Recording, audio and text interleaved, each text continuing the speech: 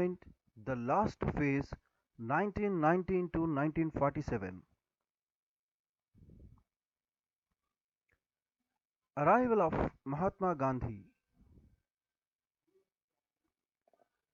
Mahatma Gandhi arrived in India in 1915 from South Africa. Mahatma Gandhi spent his first year in India traveling throughout the country to understand the people, their needs, and the overall situations. Mahatma Gandhi did not associate himself with any specific faction of Congress. He built his own political program and space in nationalist politics.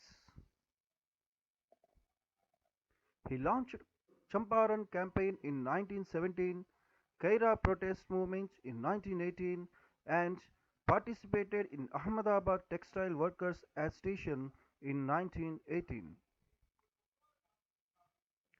He became the most popular leader and the central figure of political activism.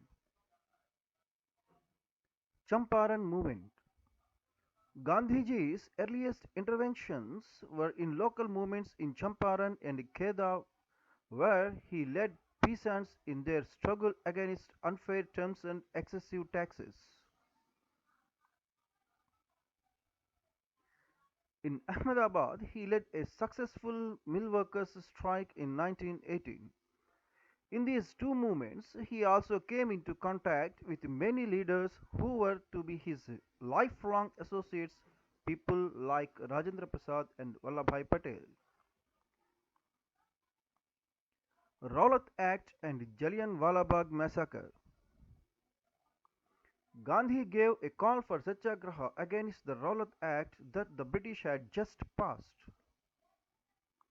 The act curbed fundamental rights such as the freedom of expression and strengthened police power. Any person who was suspected by the police of being a terrorist could be arrested and kept in prison or without trial. Even when tried, it would be a secret trial in which even the tried person could not see the evidence against him or her. Mahatma Gandhi, Muhammad Ali Jinnah, and others felt that the government had no right to restrict people's basic freedoms.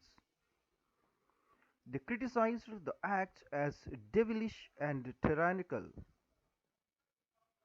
Gandhiji asked the people to observe 6th April 1919 as a day of non-violent opposition to this act, as a day of humiliation and prayer, and hartal-like strikes. Satyagraha Sabhas were set up to launch the movement.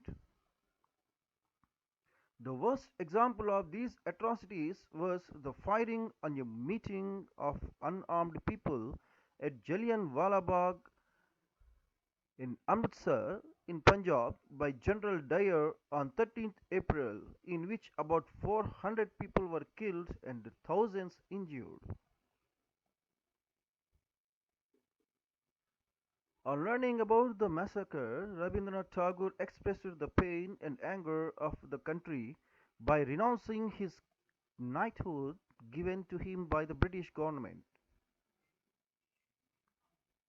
During the Rowlatt Satyagraha, the participants tried to ensure that Hindus and Muslims were united in the fight against the British rule.